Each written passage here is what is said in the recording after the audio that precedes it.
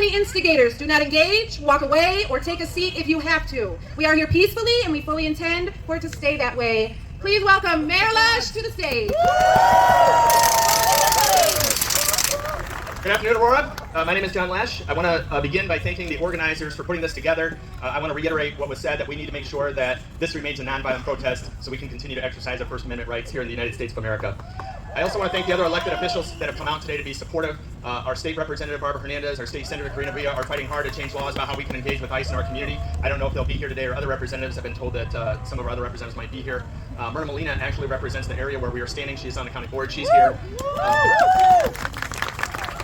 And my deputy mayor and a long list of others are here that I just want to say thanks for showing up. I also want to recognize and thank the Aurora police who are here to make sure that there's no conflict between agitators and us, and to make sure that we can peacefully exercise our First Amendment rights. As I said, my name is John Laesch. I'm the mayor of our city. Welcome. In addition to being mayor, I was alderman at large. I was a veteran of the United States Navy, and in all three of these roles, as a veteran, as an active military duty member, as alderman, and as mayor, I took an oath 3 times to uphold the Constitution of the United States, and I'm here to say that it is under attack. And our community, like other communities across Illinois and the U.S., are experiencing federal government like no generation ever has. Federal agents are showing up to places that should be safe zones for our most vulnerable, schools and hospitals, to find people who look like they could be undocumented.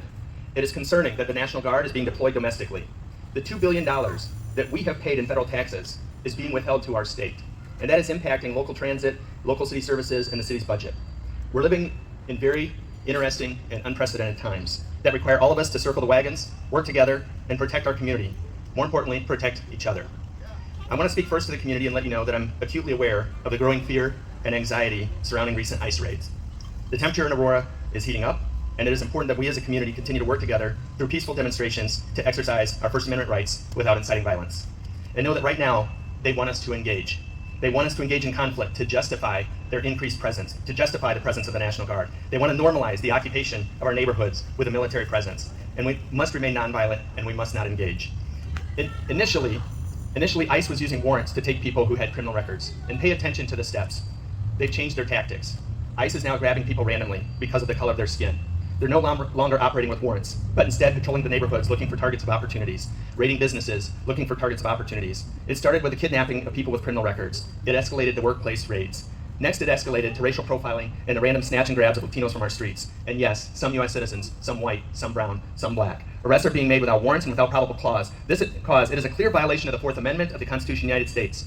On September 22nd, President Trump used an executive order to declare anyone who opposed fascism or was anti-fascism or Antifa as a terrorist. This gives the federal government the power to treat any protester opposing the president as a terrorist. They now have the ability to suspend our rights as American citizens. And yesterday, October 17th, the Washington Post reported that Trump's Gestapo are rapidly expanding their surveillance powers to include cell phone trackers, cell phone spyware that can be used without a court warrant. This equipment will be used on U.S. citizens who oppose fascism. This violates the Fourth Amendment of the Constitution of the United States, the right to privacy. And as fascism continues to grow, it is imperative that we don't back down. We must stand up, stand together, fight together, stay safe together, and while our powers are limited against federal government, I want you to know that this mayor is standing with the people of Aurora against the oligarchy that's growing in the United States of America. Thank you. Thank you so much for coming out here today. This is beautiful. I did not expect this, but this is exactly what we have to do to make sure that we preserve democracy in the United States of America. Thank you so much, Aurora. Thank you, Kendall County. Thank you, all of you who stood up to exercise your First Amendment rights against growing tyranny.